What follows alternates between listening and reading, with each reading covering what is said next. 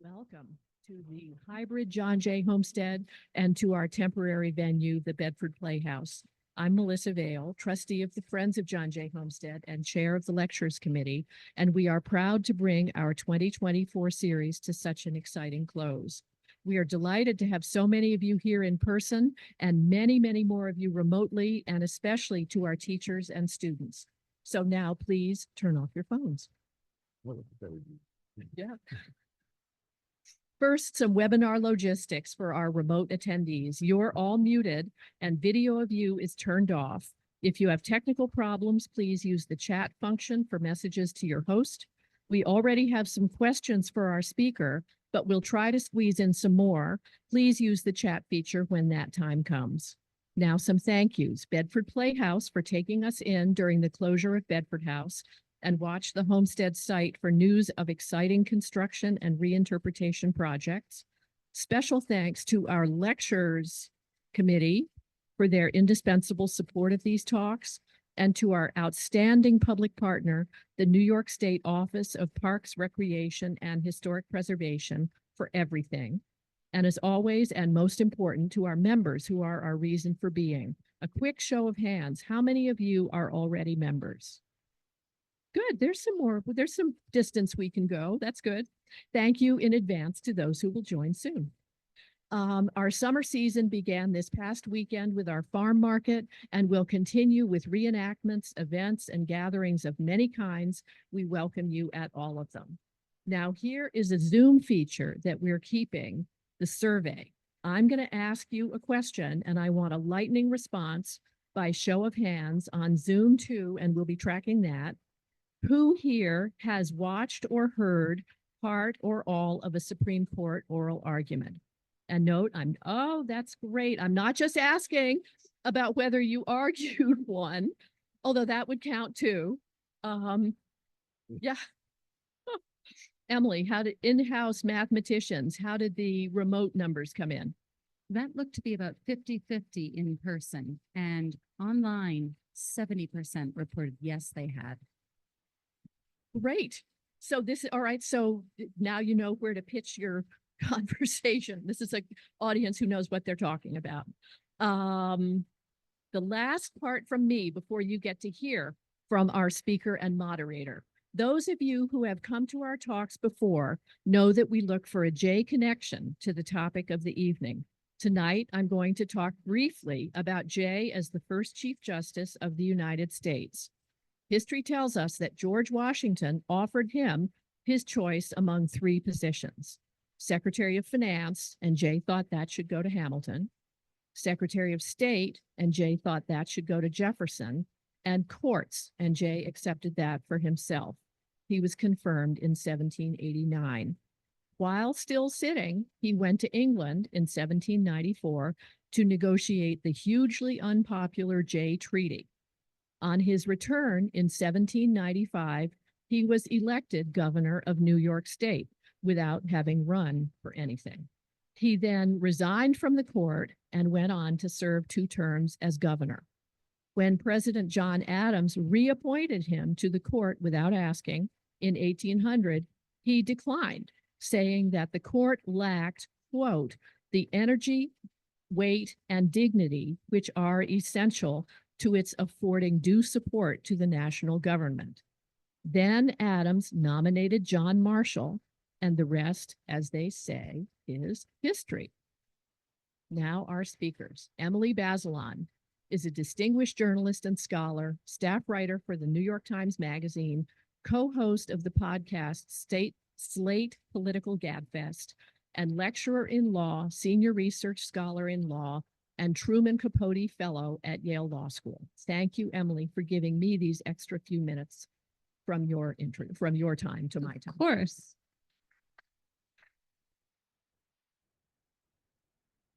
The Honorable Stephen Breyer graduated from Stanford University and Harvard Law School.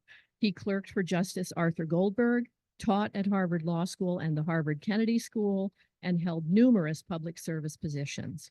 In 1980, President Carter nominated him to the First Circuit Court of Appeals, where he served until 94. Then President Clinton nominated him to the Supreme Court to succeed Justice Harry Blackmun. He served until 2022 and was succeeded by Justice Ketanji Brown Jackson. During that 28-year career, he wrote 551 opinions, and virtually all of his bios mention that he was an Eagle Scout. John J. Friends, please welcome Justice Breyer and Emily Bazelon. Take it away.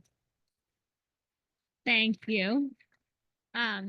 Justice Breyer, it's such a pleasure to be here with you. This book is going to last, I think, and given all your service to the country, it was nice of you to give us an extra book, an extra piece of writing. So you say in your subtitle why I chose pragmatism, not textualism. And I just wanted to start by defining terms. When you use these words, what do you mean? Well, first, I'd like to thank you all for inviting me here. And it's so beautiful outside. It's incredible. And we'll hope my cell phone doesn't go off. It did once in the court during oral argument. And everybody else, all my colleagues, looked instantly at me. So I said, that's the meanest thing you've ever done. But it's nice to be there. And what do these terms mean? Well, pragmatism is the publisher's choice. I think what I mean by that is I will, in a difficult case, and they're all fairly difficult, look beyond the text often to see who wrote these words. Why? What are they doing in this statute? What is it in the Constitution that this is supposed to do? In other words, purposes, consequences. If we decide this way, what happens? If we decide that way, what happens in terms of the purpose of this particular phrase, or values? And where are the values? Well, most of the values are American values, and a lot of them are right in this document, the Constitution. Because it's very hard to get away from the basic values there of democracy, human rights, and equality, and separation of powers, rule of law, and they're all woven in here in various ways. And so that's a plus for this interpretation of that, you say. So we look at those things, and I call it pragmatism because it's not really pragmatism. I do what I want is good. No, it is probably what is American pragmatism, which was Holmes, who went to that, what was it called, the Saturday Club or something? Yeah, something like that in Boston. Metaphysical club. And it was Peirce and James and Quine. And that is, look at a lot of different institutions. It's not just having some good effect on something. It's how do these institutions interact? And if you're going to start overruling cases, what is that going to do to the institution if not overruling cases? Except sometimes, on rare occasions. Which times? Good question. But so pragmatism covers up a lot of things. And it means looking at a lot of things. Textualism, that's easy. Nino invented that. He wrote a book about it. And he said, well, what you do is you read the words. Read the words. I said, we used to debate. It was fun, man. We'd go to Lubbock, Texas, and they'd never seen a Supreme Court justice. And there were two suddenly.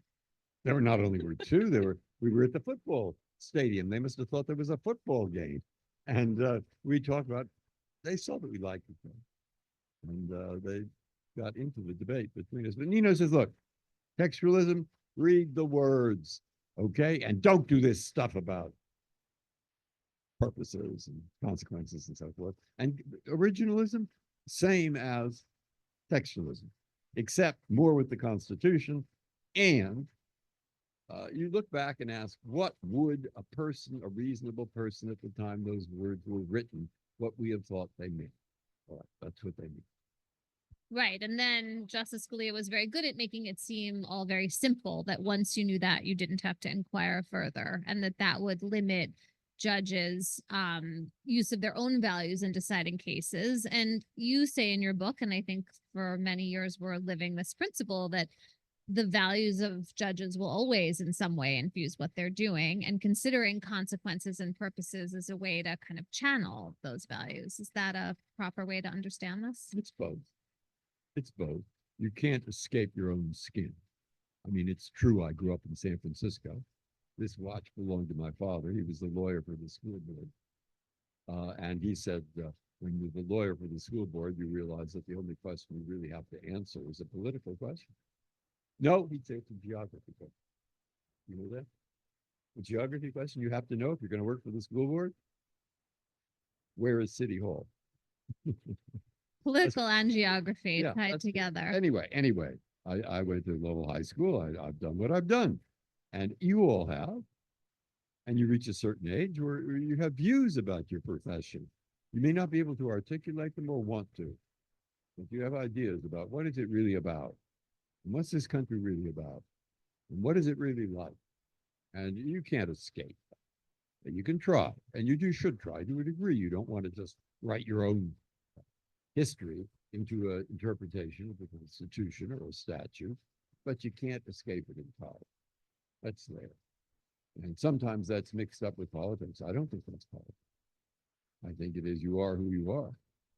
And you do your best to say, you just decide what you want. I say, I never decide what I want. If you think I decide what I want, read a few dissents. No, okay. Right. But these questions I think about the discretion judges do have, or especially arise when you're interpreting a majestic phrase of the Constitution, like equality or liberty, or I was going to ask you about cruel and unusual punishment, which is in the Eighth Amendment. You wrote a very important and memorable opinion in a case called United States versus Glossop about why you had decided that the death penalty could not work. And it's very much, I think, opinion about purposes and consequences and pragmatism. Could you talk a little bit about how you came to that conclusion and what you were trying to accomplish in that opinion? First, it's difficult for me to decide to write because I did when I was being confirmed. I was asked, are you going to the court to overturn the death penalty? And I said, if I were, I shouldn't be confirmed because I'm not there to change the law. I have no goal like that. And I will not tell you more than that, but I would like to be confirmed. And so I don't intend to go there with the intention of overturning the death penalty. Now I'm there for 28 years, probably gossip 24 years. Yes, it's late. I've seen a lot of these death cases. The last minute they always come up. They've been trying to get to the court 15 times before, perhaps, but there they are again. And I say, look, the law has changed. Life has changed. There are all kinds of rules of procedure and fairness that you have to follow in a death case. So let's look and see what happens.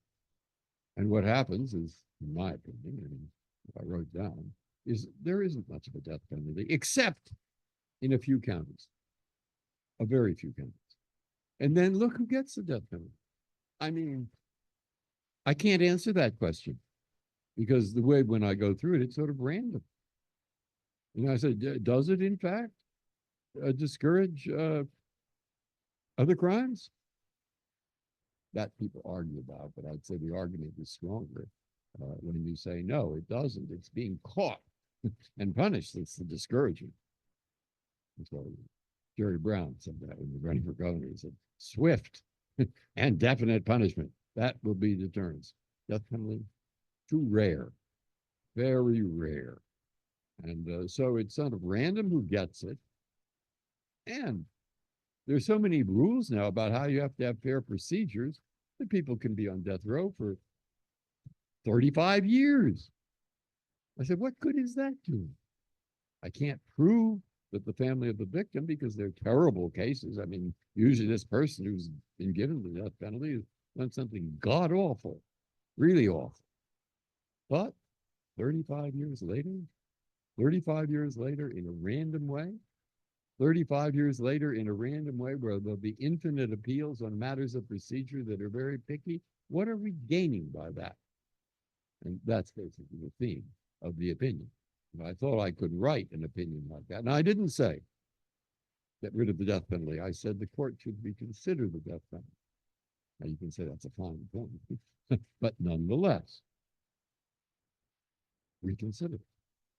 Give people who are for it a chance to argue why what I've said there and others say is wrong. You're both sides of it. You can't get away from that. It is a court. And That's the opinion.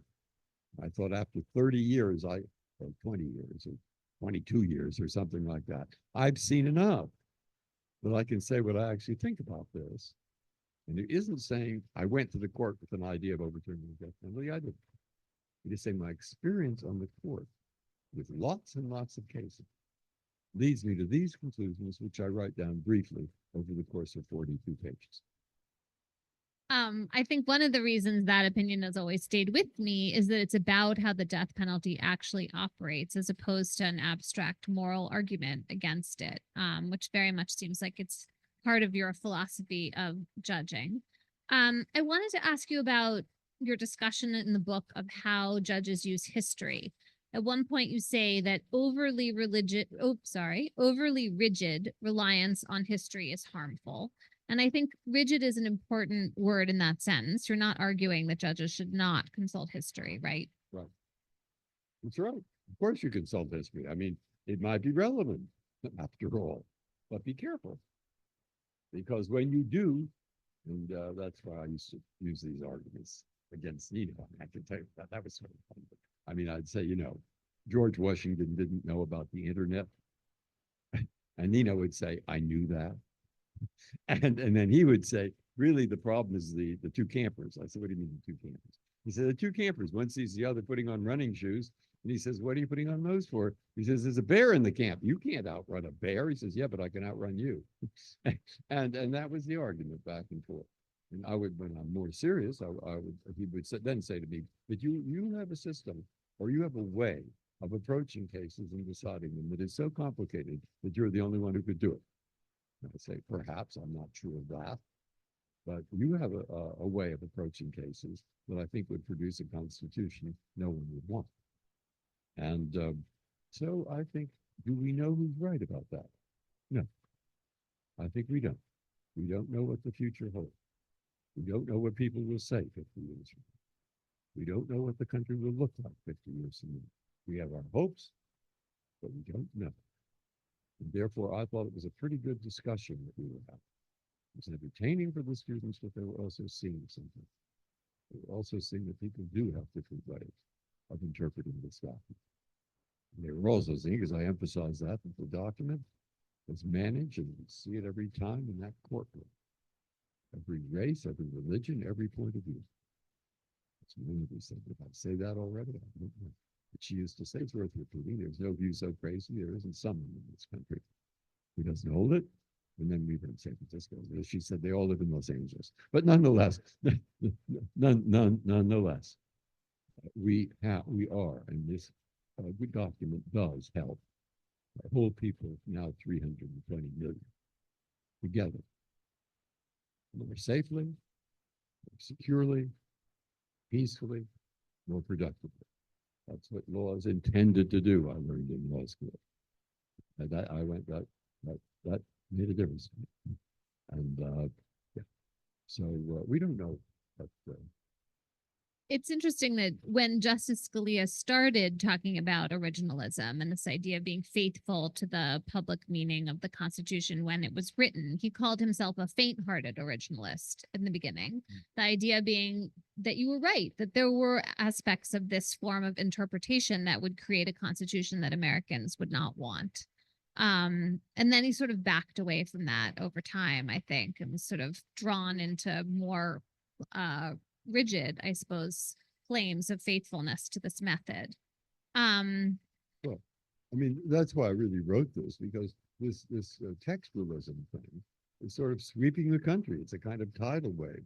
And I'll tell you what, I can persuade you of its rightness and reasonableness in about 30 seconds. Good. Because the people who advocate it, of which I'm not one, make 4 promises. 1, it's simple, just read the words. And we'll get 2, we'll get to the same answer wherever we are in the country, and therefore it will be more fair. 3, Congress will like it because Congress will know what's going to happen to their statutes. 4, it will stop judges from substituting what they think is good for what the law requires. So the law should be made in Congress if it's a statute or in that document, not by the judges. Okay, sounds pretty good. Simple, clear, do it. All right, so I write this and say, my God, that sounds good. And none of it is true. And because what I want to say is, no, this can't be done. What do you mean simple? Simple. Try a few cases. If we take cases in the Supreme Court because lower court judges have come to different conclusions about the same question of federal law, statute, or the Constitution. Well, they're perfectly good judges. And if they've come to different conclusions across the country, it's not going to be so easy. Example, do you want any costs? You have a case. If you have a child and the child is handicapped or disabled in some way, you are entitled to have the school district create a special program for teaching, which will help the child. And if you think they're not doing that well, you can bring a lawsuit. That's all this words. And bring the lawsuit. If you win the lawsuit, they have to do better. And you get your costs. That's the word in the statute. Costs. Got it? Now, the woman in front of us had done all these things in one. And she wanted her costs, and she said the costs include $29,000 for an educational expert. And the school board said, no, they don't. No, they just mean legal costs, or they mean a traditional court costs. That's it. So, question, what does the word cost mean? Well, that's easy. All you do is read the word cost. Now we got it. Oh, well, it was a little tough, but let's say it slowly. Cost. Now we got it. Oh, no, let's say it loud. Cost, cost, cost, cost, cost. I mean, do it, okay? You're going to get the answer, are you? Ha, ha, ha. And I picked out an easy one. An easy one. There are others, and they're a lot harder than that. So just don't kid yourself. As far as controlling those judges, the judges should control themselves. We're not in this job to do everything they like. I say I never do what I like. Read the dissents, no, you're there to apply the law. You're there to do it honestly. And you don't want to do this honestly and try and figure this case out according to law, which is much more flexible. It's not computer science, you know. Law is not hard science, or it is a very complex kind of thing. Which I'll spare you the details, which I couldn't get anyway. But the point is, you're there to put, well, you think your method is going to stop them, one who wants to be dishonest and or just put in what he likes? You think it'll stop them? Okay. Why'd you overrule Roe v. Wade? Why? Why? You don't normally overrule cases already decided, even if you think they're wrong. Why'd you overrule that? Oh, I know. You must have overruled it because it didn't use itself the methods of originalism or textualism. That's why you overruled it, isn't it? Well, I know he's going to say no. Why is he going to say no? Because if you started overruling cases on that basis, you'd have to rule just about every case decided since John Jay. John Jay. All right. Because none of them use this method. So that isn't why you overruled it. Then why did you overrule it? Maybe the reason you said. You think it was wrong. You think it was very wrong. But policy. You're going to overrule cases on the ground that you think they're very wrong, are you? You, what's your job? Judge. You, judge, think they're very wrong.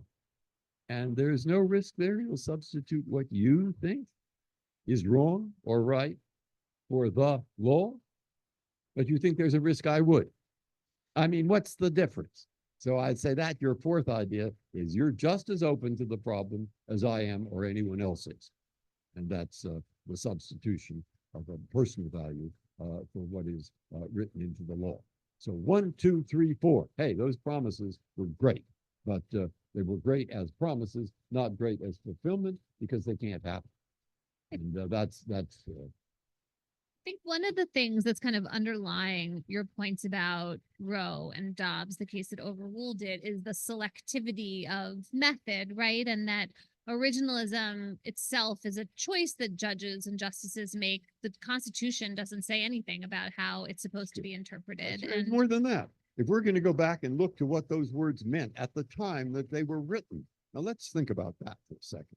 The time they were written, the time the words in the Constitution were written in, say, the gun case or any of these other cases. What time was that? 1789? Yeah. And maybe 1870. after the civil. You know, there 14th was a Amendment. group of people who seemed to be missing from Which the group was that? political community at that time. They seemed to be about half the and maybe more. And a few more, yeah, they were missing then. So you're going to take these words as they might have been meant to a reasonable what? Half the country, or a little less than half. Even And- smaller, yeah, right? yeah, White it's male slavery. property owners, That's yeah, right, right. in 1789. Okay, so please, spare me. Let us not take this as the be all and end all of constitutional interpretation. You can't keep the promises, and you are fencing out. Yes, I do believe an important group of people. That's no question about that. We appreciate that. So you were starting to touch on this, but the cases the court decided about the right to bear arms, this is based on the Second Amendment, which I would argue is one of the harder pieces to interpret because it has these kind of stray commas in it and these clauses that nobody's really sure how they fit together. There was lots of arguing about history and what the framers intended with those words while you were on the court. And you write about some more recent historical evidence that has come to light that scholars have tried to bring to bear. And the kind of the core of the argument is about United States versus Heller, or actually I think it's DC versus Heller maybe, which is the case in which the court said for the first time that the Second Amendment protected an individual right to bear arms. And then you talk about how some of the recent scholarship undermines the historical basis for the originalist reading of Heller. What do you think? Tell us a little bit about that evidence and what do you think it means for the court's future jurisprudence? Should the court change if the evidence it relied on turned out to be wrong? I'll tell you why I'm laughing in a second. But okay, Heller, the amendment says a well-regulated militia being necessary for the security of a free state, the right of the people to keep and bear arms shall not be infringed. So in Heller, Nino Scalia wrote the majority opinion, said that, well, you see what that means? It says the right of the people to keep and bear arms. The part about the militia has really nothing to do with it.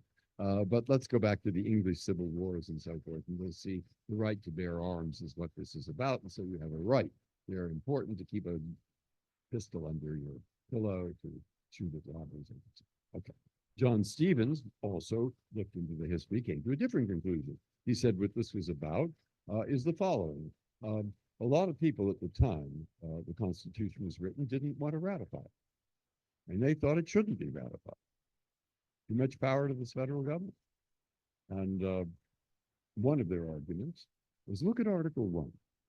Article 1 gives the Congress the power to regulate the state militias. What they'll do, you'll see. We'll see.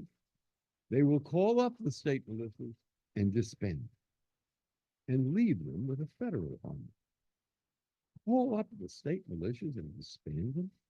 These are the people that won our freedom in the Revolutionary War. You can't adopt a document that runs that risk. Well, says Madison, I'll deal with that. And so how did he deal with it? It's called the Second Amendment. He says a well-regulated militia being necessary for the security of a free state, the right of the people to keep and bear arms shall not be infringed, i.e. Congress, you cannot disband the state militias. And of course we have them. They're called the National Guard. Yeah. But I thought John Stevenson had the better of the Constitution. All right, but we didn't have the better of the votes. Right, so 5-4, that one. Yeah. All right, so now we go to Bruin, which was case in 22, and the majority is again that's what you're thinking of. I think there was a brief filed in that case that said we represent 500, 1,000 linguists. A whole bunch of linguists. Yeah. Yeah. And the linguists said we've looked up the use of the word bear arms in the 18th century. And we've discovered that between 1740 and 60 or 1760, 1740 and 1760, the word was, we found, I don't know, 120,000 instances where it referred to militia. Bear arms was about militia. Those are the words in the document, bear arms. and 120,000 referred to militia. That was mass. Maybe 3 referred to keeping them under your pillow. I made that up, but nonetheless, as you can see. So when that happened, I wrote a note to don't say. I said, well, why don't we overrule Heller? Because after all, the history came out the other way. But I realized that was going to get nowhere. But it's uh, a good point to make. I'm still stuck on this point. well, I looked up my own history. See that nothing I looked up, I found on Wikipedia. What weapons were used in history, particularly the 100 Years' War. There's a British judge, Sumption, who wrote 5 volumes of history of the 100 Years' War, which I recommend if you're having trouble sleeping with yourself. But you really get to know about the 100 Years' War, and they used all kinds. They used halberds and still ladders and Asian fire, which you threw over the ramparts in order to set the place on fire. I don't know what a halberd is.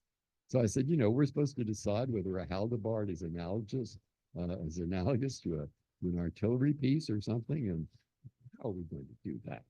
We're going to get law office history, which is law office written in the law office by the most recently hired associate.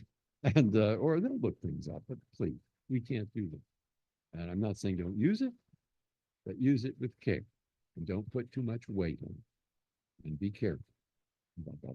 Okay, so all those are arguments against this, because which I'm using in the book, because I want to explain questions where I explain with examples. This is about examples. It shows you how I tried to decide this in reality, because I know perfectly well there are law professors all over the country who know the theory of these things better than I do. And I say that. I said, but I've had some experience they haven't had. And what I want you to see is how I applied these different approaches, how others applied these different approaches in the actual cases. Because if you go towards one approach, you go towards the other, you will change their attitude towards the case. And I fear, which we can go into later, not to go back. Right. So one way I think about this is I'm borrowing from Jack Balkin, who's a law professor at Yale, who also has a new book called Memory and Authority. And he talks about the idea of history being a resource for lawyers and judges rather than a command, which I think fits your thinking about this. And for me is like a helpful touchstone. You talk about how you think that there's a paradigm shift happening in the way the court invokes history and uses textualism. And I think that's what you mean by not for the better. Could you talk about that a little bit, about what you're seeing? No, why do I say not for the better? You did go. Well, first, because if I'm right, it's not that I've made up my approach. I mean, try reading Holmes says the same thing. Cardozo, learned hand. I mean, I didn't make John Marshall. I've old chap John Marshall's read McCullough again. They apply, they look for these different things. So we shift away from that. And I think, because if you're going to ask, why did Congress write these words? The chances are greater that you'll reach an interpretation that does not help people live together more peacefully, securely, productively. And if you keep going on the Constitution, you will find that your interpretations are less likely to advance the democracy in the law. Separation of powers, equality, rule of law. Somewhat less. Well, you do that enough, and you will find that something that judges are insensitive to, but so are a lot of other people. It's called the rule of law. And I explained or told, I was asked a pretty good question by a woman who was Chief Justice of Ghana, who wanted to have more civil rights, etc. In my office in Washington, this question: why do people do what you say? Oh. And there's no simple answer to that. And I have to go back to a few examples of Andrew Jackson, Marshall and Story say Northern Georgia belongs to the Cherokee Indians. The Georgians just grabbed it to get the gold. And Jackson said he sent troops, but not to to follow the Constitution. He sent troops to evict the Indians who traveled the Trail of Fear to Oklahoma, where the descendants live. And then go through the segregation, desegregation, Brown, and Arkansas, where Eisenhower was warned. He sent 1,000 troops. And the Little Rock Nine could get into Central High School, but the troops couldn't stay there forever. When they left, the White Citizens Council controlled the board. They closed that school. Went up to the Supreme Court again. The Supreme Court, all nine, sign a piece of paper saying integrate. Now, they really, all nine, signed a piece of paper. But they did. And then what happened? Schools closed. Schools closed. So this isn't a story with a happy ending. It's a story with a sad ending. But by the time this happened, 58, 59, we were getting into the period of Martin Luther King, the bus boycott, of the freedom riders. The country was awakening to what was going on in the South. Some other places as well. We were awakening to that. So it was too late. It took a long time to get that legal segregation out of the law. But it did happen. It did happen. It's the legal part. I'm not talking about other things. But you see?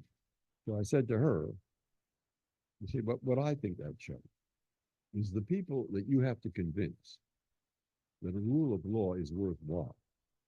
And the rule of law means you're going to follow what a case says normally, even if you don't like it, even if it affects you, even if you think it's wrong. And the person who said that was Harry Reid, right in our building, just after Bush v. Gore. And he said the most remarkable thing about Bush v. Gore, he said, is it is an important case, affects a lot of people. I think a lot of people thought it was wrong, half the country anyway, maybe a few more than half. But and wrong. But no stones, no throwing bombs or hurting other people and so forth. That didn't happen. And when I say that not too long ago to the students at Stanford, I said, I know what you're thinking. Half of you anyway. No, a third. You're thinking, too bad there weren't a few bombs. Too bad there weren't a few stones. Too bad there weren't a few riots. And I said, just before you come to that conclusion, I hope you will turn on the television set. And that you will, in fact, see what happens in countries that decide their major difficulties that way. Go look. Go look. And I said that now. I said, now what I'm talking. I said, what should we do? The country's in such a mess. Is he asking me? I said, I'll tell you a secret. It's not my problem anymore. It's your problem, my friends. It's your problem. And you're the ones that have to figure this thing out. I'll tell you, I can tell you a few things. I mean, high school, maybe college. I do. I say, I hope for you, I hope you find someone to love. And I hope that you find a good job that you like. And I hope you participate in public life, because this document won't work if you do not participate in public life. And I can go on with that at some length. The thing that makes me most optimistic is their eyes light up. I believe they do. Maybe I'm making it up, but I think they do. And I think they see you. Go to somebody who disagrees with you and talk to them. No, let them talk. Let Senator Kennedy. That's what he used to tell us. Let them talk. And if you let them talk long enough, they'll say something you actually agree with. And when they do, you say, let's work with that. You might get somewhere. And if you get 30%, take it. Take the 30%. Don't hold out to be 100% loser, but your followers like you. Skip that. Get the 30%. And I saw him a lot of times when the press comes around and says, Senator Kennedy, you did such a good job. That was great. He says, don't thank me. Thank Orrin Hatch. He was the one who came up with the idea. It enabled us to get together. I said, now, my friends, these are my students. I said, it's up to you. I can only tell you things I've learned. And they like that. And the fact that they like it and that they see something to do and they think they can talk to other people, maybe as I said, that's all my imagination, but I don't think it is. And I think it's a fairly good sign in this world.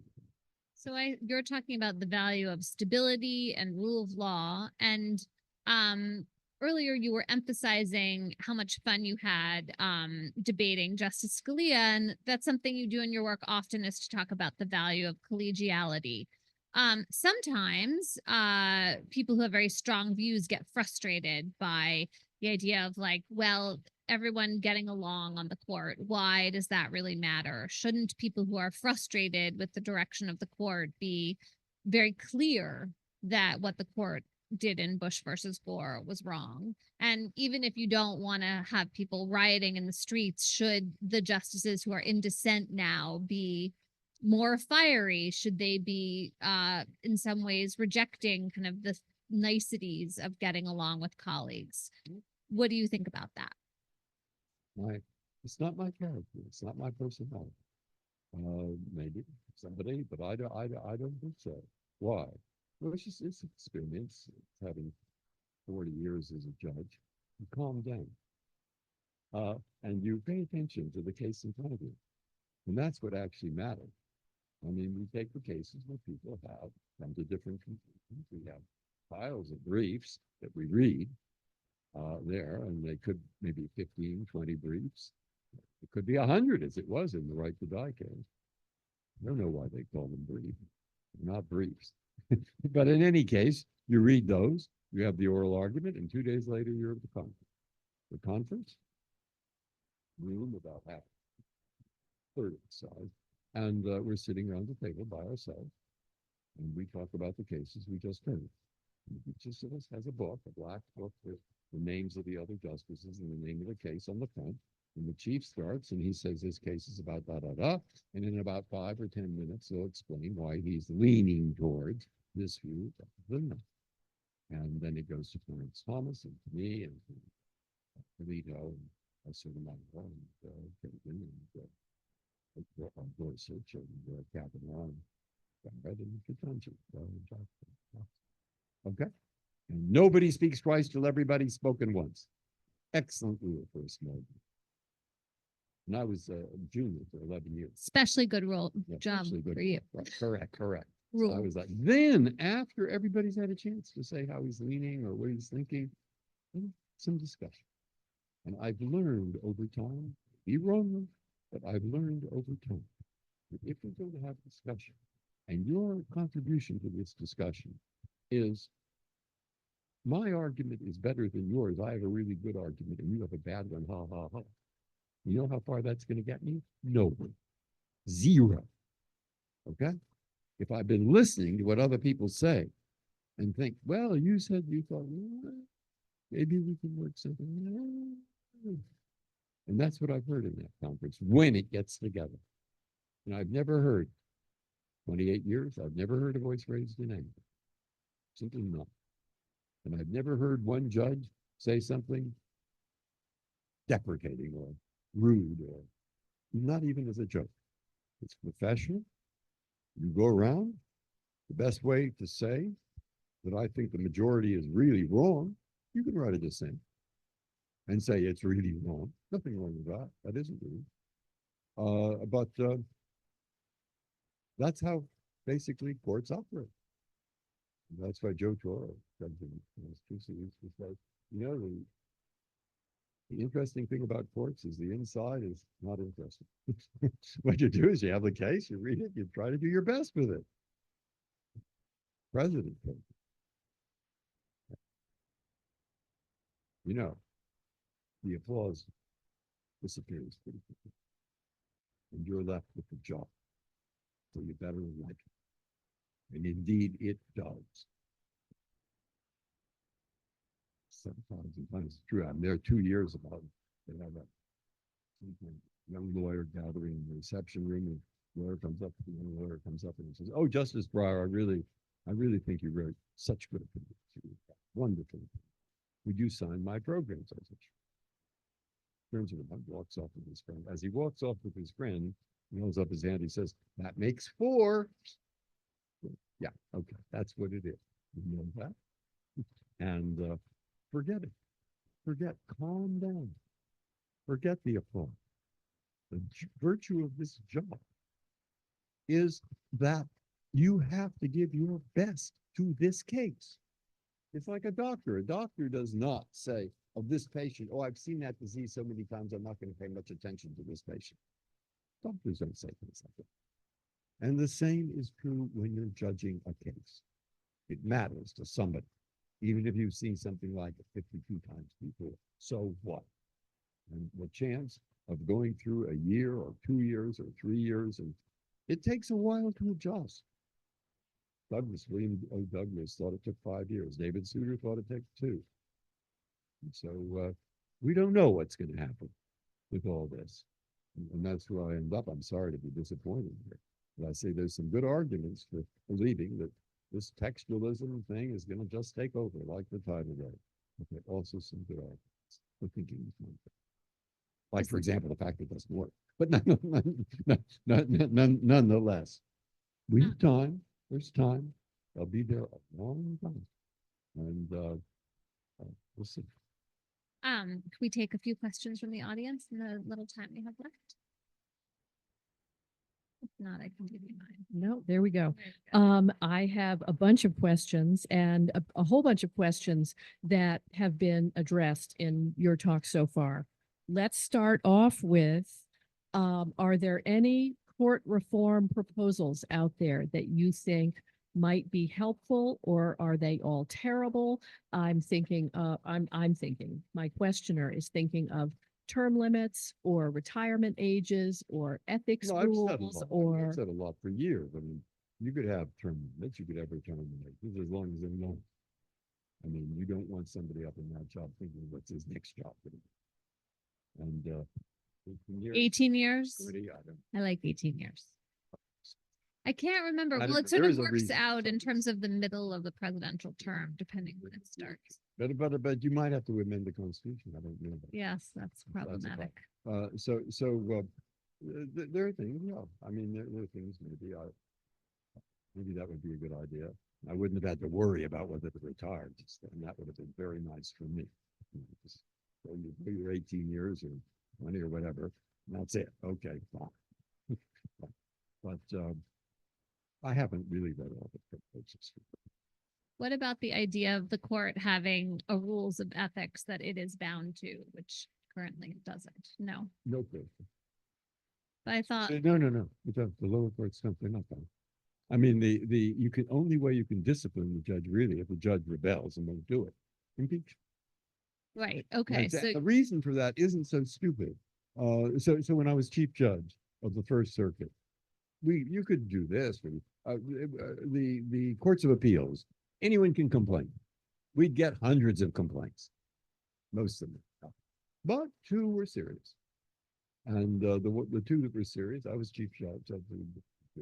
We looked into it and we got some lawyers to volunteer actually in Massachusetts who were good lawyers. They looked into it. And one of them, I wrote a letter saying that the judge had done something that I thought was what the appellate judges thought was undesirable. He was sorry.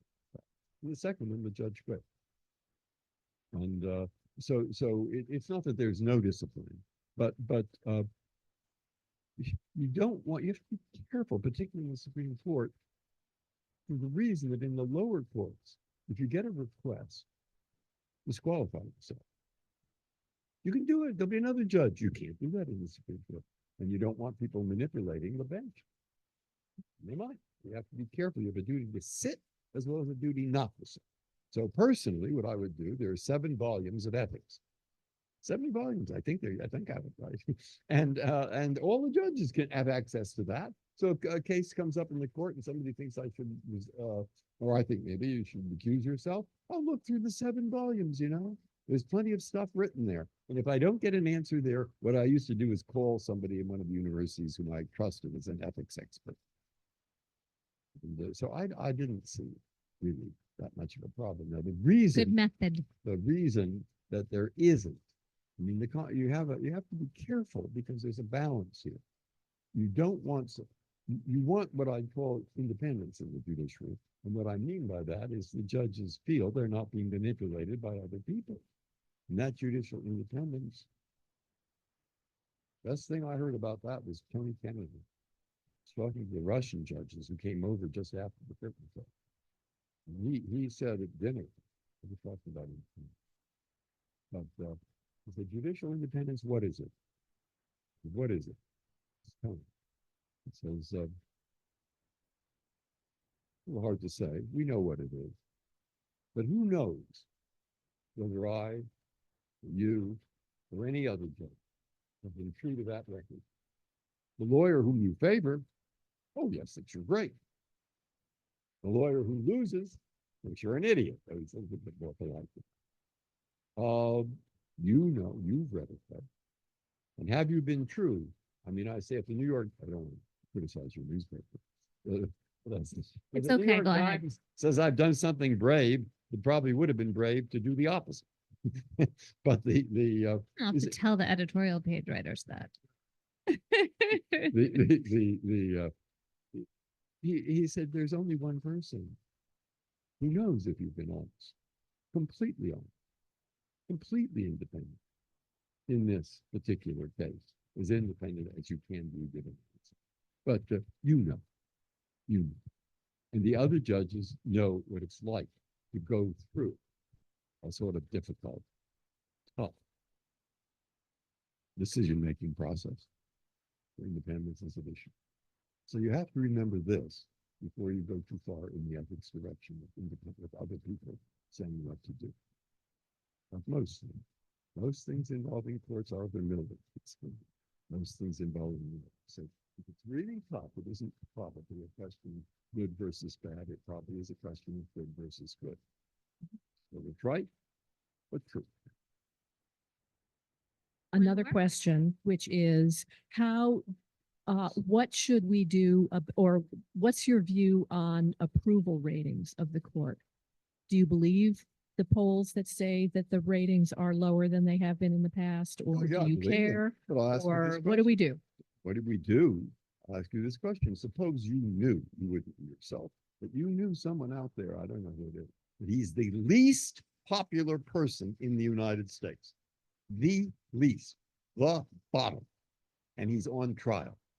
You want the judge in that court to be moved by public opinion polls? Oh, we don't. Because the law applies equally to unpopular as to popular people, to the rich as to the poor.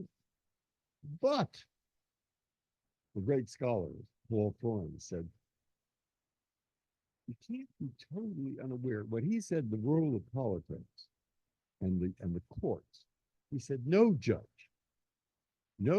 is affected, or certainly shouldn't be affected, by the temperature of the day. But every judge is aware of the climate of the era. So where do you think we are now? Are we in a part of the climate where the court is, if you bring it down to a question of trust, So do the there's people yeah, trust the but court? people And decide whether they like the decision or not. Very often that's as a result of how they came out.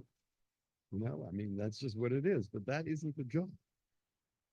but you've This is the also been job. The job talking is about, not to placate public opinion. but you've But also, when you really have a problem like that, 1900, Lockwood, a lot of cases say Congress and the states cannot pass minimum wage laws, cannot pass maximum hour laws.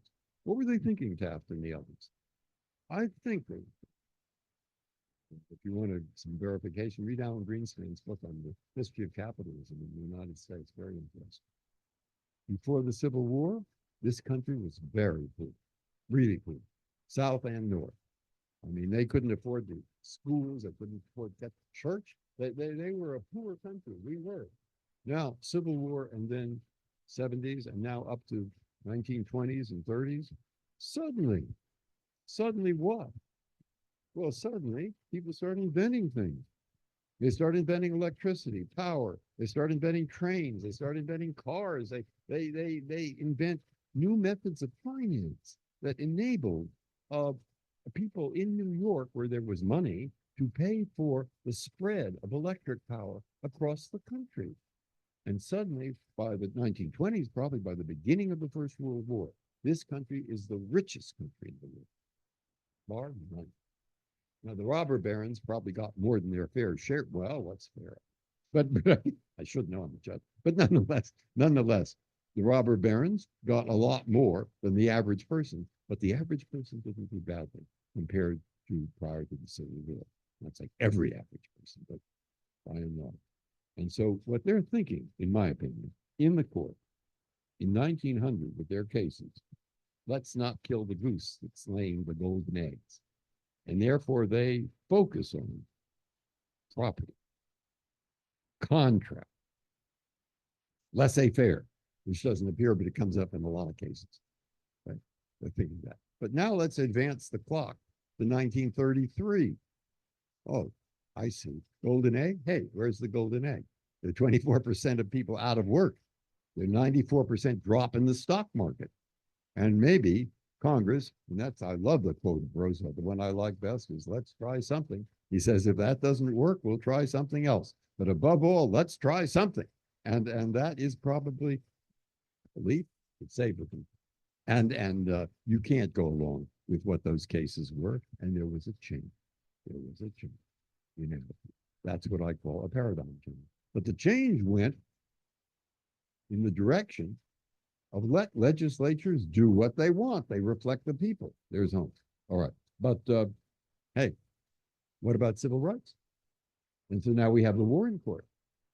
After World War II, after a world war where Black people participated in units, where Bill Coleman, who was the first African-American Secretary of the Treasury under Ford, Secretary of Transportation under Ford, he says, well, he was in the Army and they wouldn't let him in the officers club. So what he did is he marched into the commanding officer's office and he said, they won't let me in the officers club. The commanding officer said this. He said, Bill, he said, do you really want to go into the officers club? Yeah. He said, of course, yes, I do. Just probably like that. Yes, I do. And the commanding officer said, very well, you will. And it changed. And it changed. We saw those things changing at the end of World War II. We saw people who were fed up with Hitler saying, I can do what I want with the Jews, look what they do with Black people in the United States. And that spread around. And so the world changed. And the court began to emphasize civil rights too. And would they be followed? Maybe. Certainly Congress didn't help too much. And nor did the president really, except little what he did. Yeah. And it took 10 years and it took a long time. And that court. And now do you see why I say weaken the rule of law, weaken the tendency of people to follow laws even if they don't like them? I can remember, and some of us can, those signs in the South in Teach Earl Warren. Oh, well, complex. And I don't want that. Now you see why. Now you see. I think that's a good note to end on. It's both about pragmatism and remembering a moment of positive change on the Supreme Court. Justice Breyer, thank you so much for all of your thoughts and wisdom.